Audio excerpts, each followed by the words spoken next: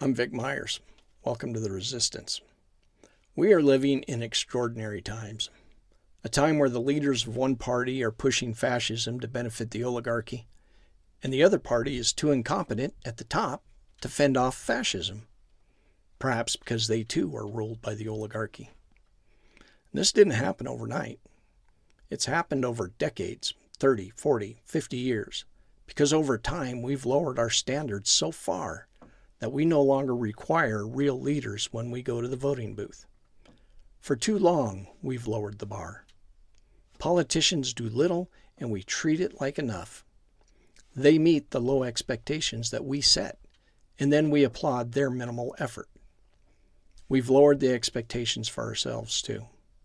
We don't do our due diligence before voting, and we don't expect our neighbors to do their due diligence either. And so the search for real leaders, that's all but vanished. We've stopped looking for inspiration. And in doing so, we have given up our power.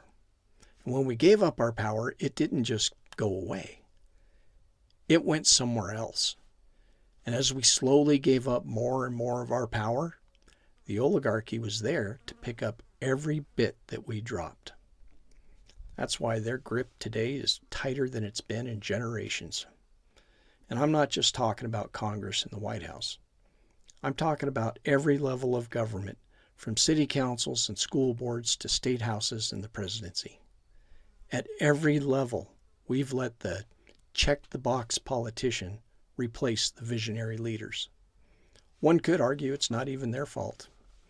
I mean, if you have a new puppy, and you ignore it when it pees on the carpet, and you don't expect it to go outside, and you don't train it to go outside, then whose fault is it when your carpet gets ruined? Politicians are no different. If we don't expect more from them, if we don't hold them accountable, then the mess that they make is on us. If we continue to accept mediocrity instead of searching out true visionary leaders, then the times we're in now will be the best our children ever see. Unless we start holding ourselves accountable, unless we demand more of one another, we're locking in that future for our children. How far and how fast we go down this path depends entirely on us, on how quickly and how fully we recognize not just the urgency of these times, but the need for us to demand better. The choice is ours, but the clock is ticking.